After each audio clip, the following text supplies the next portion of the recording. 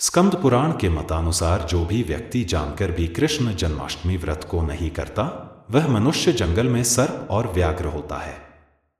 ब्रह्म पुराण का कथन है कि कलयुग में भाद्रपद मास के कृष्ण पक्ष की अष्टमी में 28वें युग में देवकी के पुत्र श्री कृष्ण उत्पन्न हुए थे।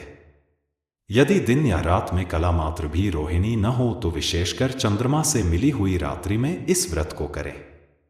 भविष्य पुराण का वचन है, श्रावण मास के शुक्ल पक्ष में कृष्ण जन्माष्टमी व्रत को जो मनुष्य नहीं करता वह क्रूर राक्षस होता है। केवल अष्टमी तिथि में ही उपवास करना कहा गया है। यदि वही तिथि रोहिणी नक्षत्र से युक्त हो तो जयंती नाम से संबोधित की जाएगी। वह निपुराण का वचन है कि कृष्ण पक्ष की जन्माष्टमी में यदि एक कला भी रोहिणी नक्षत्र हो तो उसको जयंती नाम से ही संबोधित किया जाएगा। अतः उसमें प्रयत्न से उपवास करना चाहिए। इंद्र ने कहा है, हे ब्रह्मपुत्र, हे मुनियों में श्रेष्ठ, सभी शास्त्रों के ज्ञाता, हे देव, व्रतों में उत्तम उस व्रत को बताएं जिस व्रत से मनुष्यों को मुक्ति लाभ प्राप्त हो, तथा हे ब्राह्मण, उस व्रत से प्राणियों को भोग व मोक्ष भी प्राप्त हो जाए। इंद्र की बातों को सुनकर नारद जी ने कहा, त्रेता युग के अंत में और द्वापर युग के प्रारंभ समय में निंदित कर्म को करने वाला कंस नाम का एक अत्यंत पापी दैत्य हुआ। उस दुष्ट व नीचकर्मी दुराचारी कंस की देवकी नाम की एक सुंदर बहन थी। देवकी के गर्भ से उत्पन्न 8वां पुत्र कंस का वध करेगा। नारद जी की बातें सुनकर इंद्र ने कहा, हे महामते, उस दुराचारी कंस की कथा का विस्तार पूर्वक वर्णन कीजिए। क्या यह संभव है कि देवकी के गर्भ से उत्पन्न 8वां पुत्र अपने मामा कंस की हत्या करेगा? इंद्र की संदेह भरी बातों को सुनकर नारद जी ने कहा, है अदिति पुत्र इंद्र, एक समय की बात है, उस दुष्ट कंस ने एक ज्योतिषी से पूछा कि ब्राह्मणों में श्रेष्ठ ज्योतिर्विद मेरी मृत्यु किस प्रकार और किसके द्वारा होगी? ज्योतिषी बोले, है दानवों में श्रेष्ठ कंस, वसुदेव की धर्म पत्नी देवकी जो वाक्पटु है और आपकी बहन भी है, उसी के गर्भ से उत्पन्न उसका 8वां पुत्र जो कि शत्रुओं को भी पराजित कर इस संसार में कृष्ण के नाम से विख्यात होगा, वही एक समय सूर्योदय काल में आपका वध करेगा। ज्योतिषी की बातें सुनकर कंस ने कहा, हे दैवज, बुद्धिमानों में अग्रण्य, अब आप यह बताएं कि देवकी का 8वां पुत्र किस मास में किस दिन मेरा वध करेगा?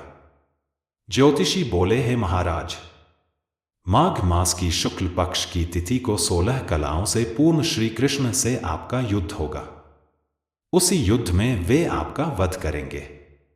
इसलिए हे महाराज, आप अपनी रक्षा यत्नपूर्वक करें। इतना बताने के पश्चात नारद जी ने इंद्र से कहा, ज्योतिषी द्वारा बताए गए समय पर ही कंस की मृत्यु कृष्ण के हाथ निःसंदेह होगी। तब इंद्र ने कहा, हे मुनि, उस दुराचारी कंस की कथा का वर्णन कीजिए और बताइए कि कृष्ण का जन्म कैसे होगा तथा कंस की मृत्यु कृष्ण द्वारा किस प्रकार होगी। इंद्र की बातों को सुनकर नारद जी ने पुनः कहना प्रारंभ किया, उस दुराचारी कंस ने अपने एक द्वारपाल से कहा, मेरी इस प्राणों से प्रिय बहन की पूर्ण सुरक्षा करना। द्वारपाल ने कहा, ऐसा ही होगा। कंस के जाने के पश्चात उसकी छोटी बहन दुखित होते हुए जल लेने के बहाने घड़ा लेकर तालाब पर गई। उस तालाब के किनारे एक घनघोर वृक्ष के नीचे बैठकर देवकी रोने लगी। उसी समय एक सुंदर स्त्री जिसका नाम यशोदा था, उसने आकर देवकी से प्रिय वाणी में कहा, हे कांते, इस प्रकार तुम क्यों विलाप कर रही हो? अपने रोने का कारण मुझसे बताओ। तब दुखित देवकी ने यशोदा से कहा, हे बहन, नीच कर्मों में आसक्त दुराचारी मेरा ज्येष्ठ भ्राता कंस है। उस दुष्ट भ्राता ने मेरे कई पुत्रों का वध कर दिया। इस समय मेरे गर्भ में 8वां पुत्र है, वह इसका भी वध कर डालेगा। इस बात में किसी प्रकार का संशय या संदेह नहीं है, क्योंकि मेरे ज्येष्ठ भ्राता को यह भय है कि मेरे अष्टम पुत्र से उसकी मृत्यु अवश्य होगी। देवकी की बातें सुनकर यशोदा ने कहा, हे बहन, विलाप मत करो, मैं भी गर्भवती हूं।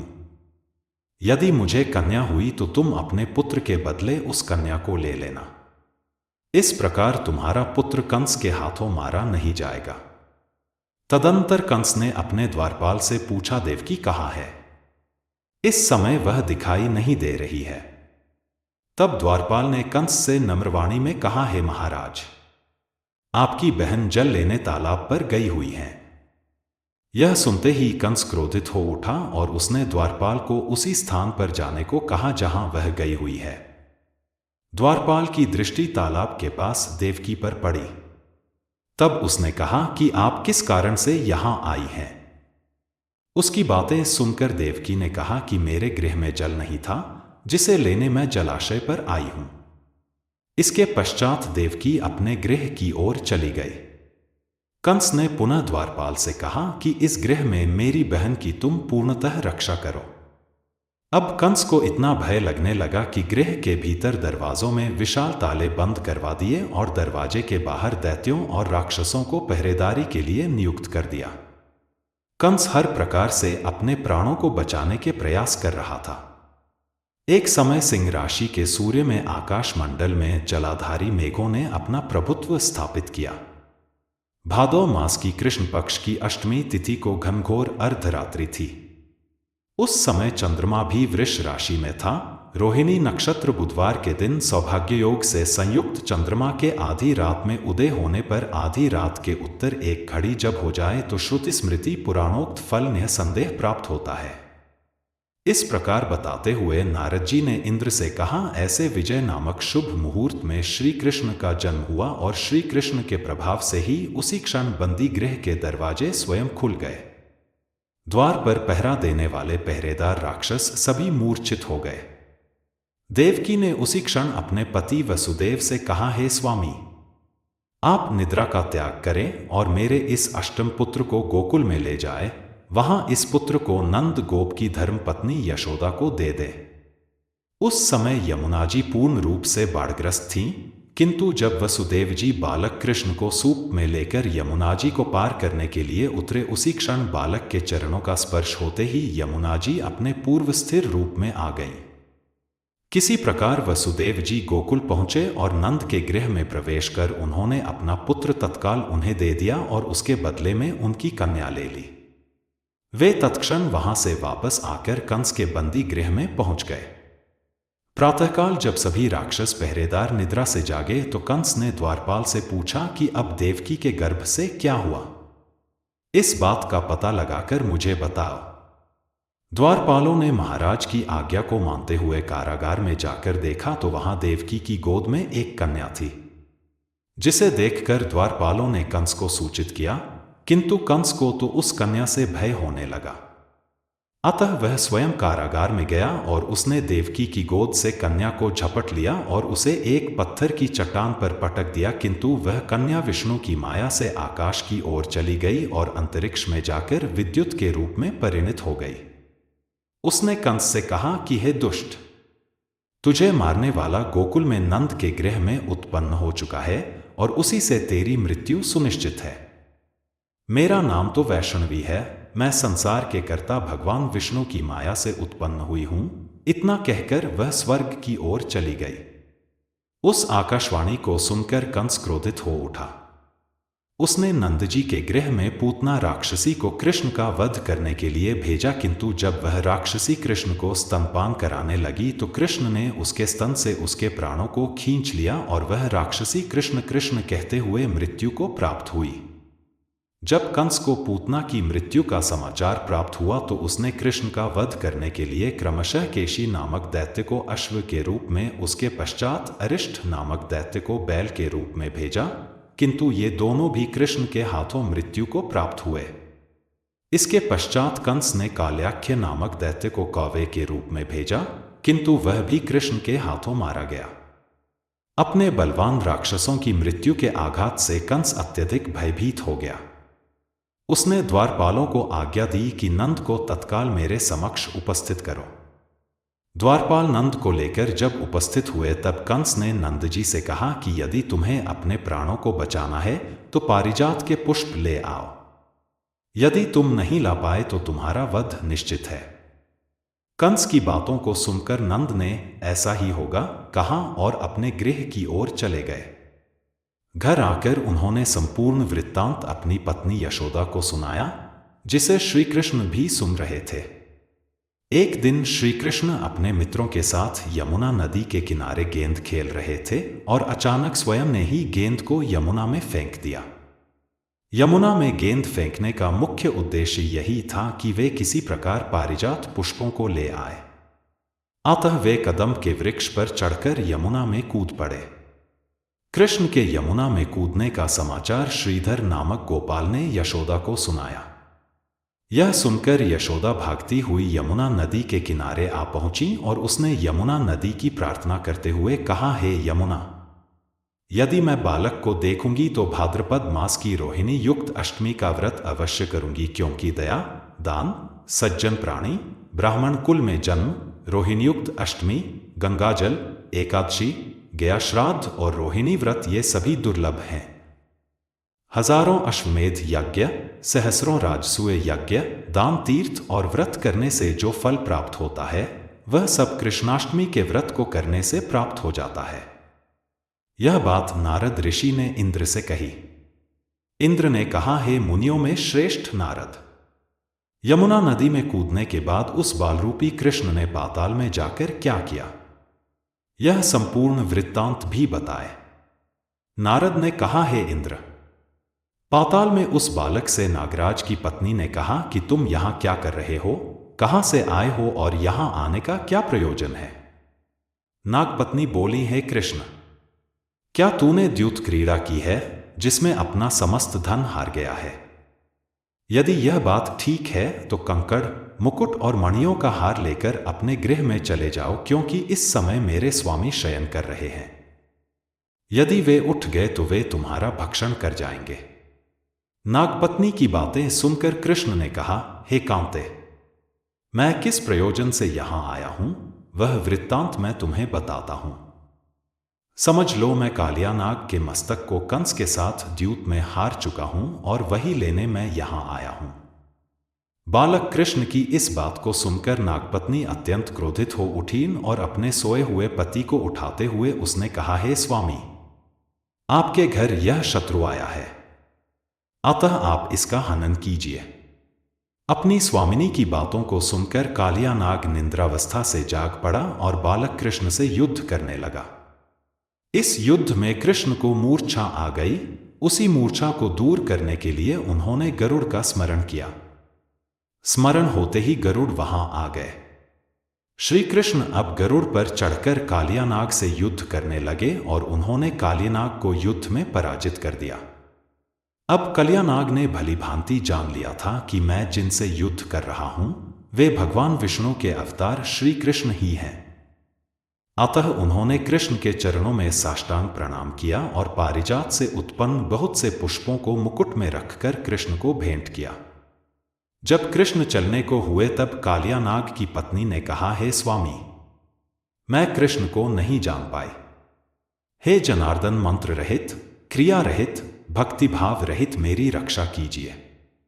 हे प्रभु, मेरे स्वामी मुझे वापस दे दें। तब श्री कृष्ण ने कहा, हे सर्पिणी, दैत्यों में जो सबसे बलवान है उस कंस के सामने मैं तेरे पति को ले जाकर छोड़ दूंगा, अन्यथा तुम अपने गृह को चली जाओ। अब श्री कृष्ण कालियानाग के फन पर नृत्य करते हुए यमुना के ऊपर आ गए। तदंतर कालिया की फुंकार से तीनों लोग कंपायमान हो गए। अब कृष्ण कंस की मथुरा नगरी को चल दिए। वहां कमल पुष्पों को देखकर यमुना के मध्य जलाशय में वह कालिया सर्प भी चला गया। इधर कंस भी विस्मित हो गया तथा कृष्ण प्रसन्नचित्त होकर गोकुल लौट आए। उनके गोकुल आने पर उनकी माता यशोदा ने विभिन्न प्रकार के उत्सव किए।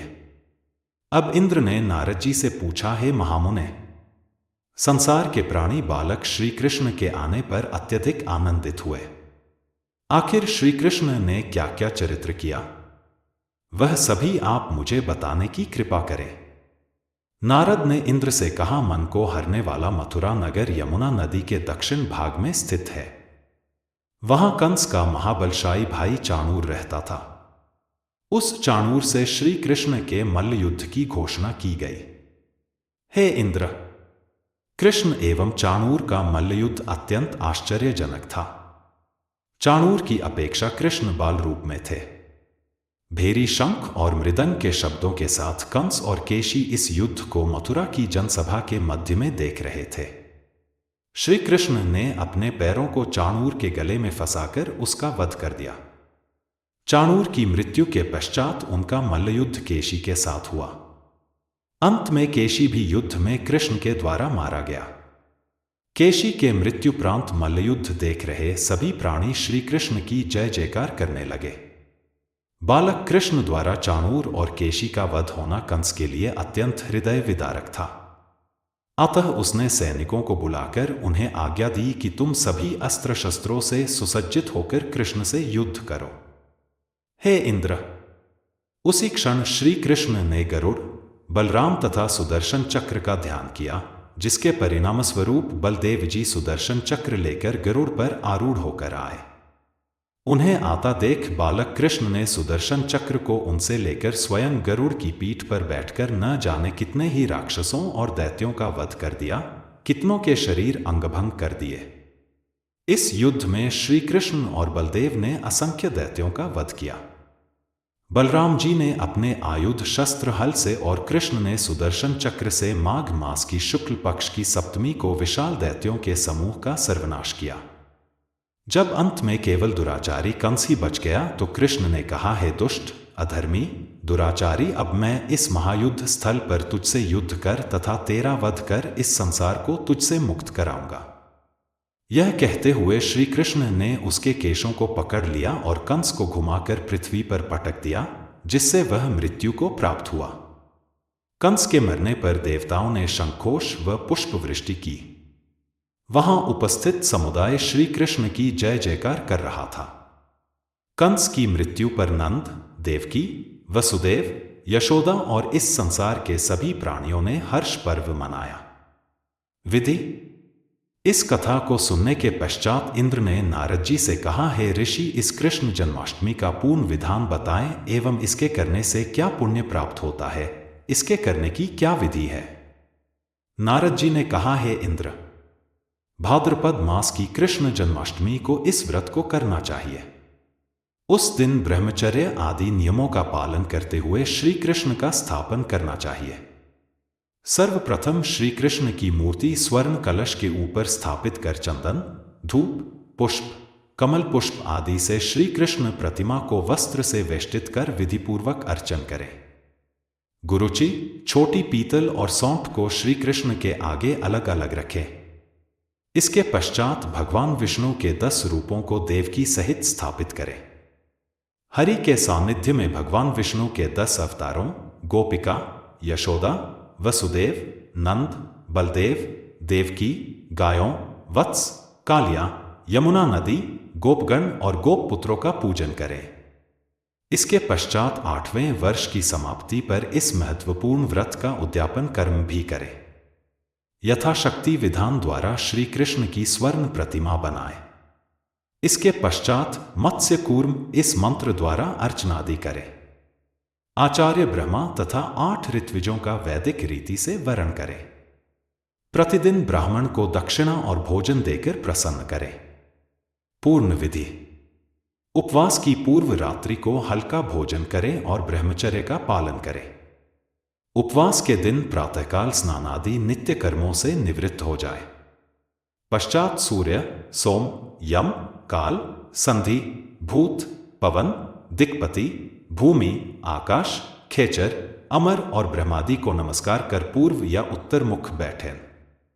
इसके बाद जल, फल, कुश और गंध लेकर संकल्प करें, ममाखिल पाप प्रशमन पूर्वक सर्वाभीष्ट सिद्ध है। श्री कृष्ण जन्माष्टमी व्रत में करिष्ये। अब मध्याह्न के समय काले तिलों के जल से स्नान कर देवकी जी के लिए सूतिकाग्रह नियत करें। तत्पश्चात भगवान श्री कृष्ण की मूर्ति या चित्र स्थापित करें। मूर्ति में बालक श्री कृष्ण को स्तनपान कराती हुई देवकी हों और लक्ष्मी जी उनके चरण स्पर्श किए हों अथवा ऐसे भाव हो। इसके बाद विधि विधान से पूजन करें। पूजन में देवकी, वसुदेव, बलदेव, नंद, यशोदा और लक्ष्मी इन सबका नाम क्रमशः निर्दिष्ट करना चाहिए।